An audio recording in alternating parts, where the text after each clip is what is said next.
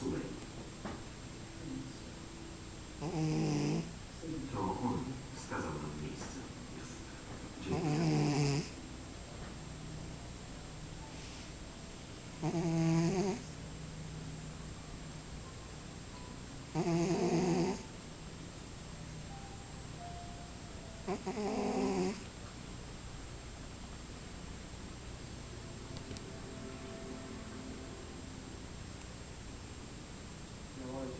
Jeśli chce pani zobaczyć małą, musi pani powiedzieć wszystko, co pani wie.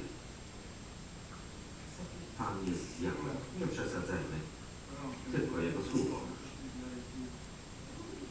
Niech pan uwolni Sansję albo wezwę policję.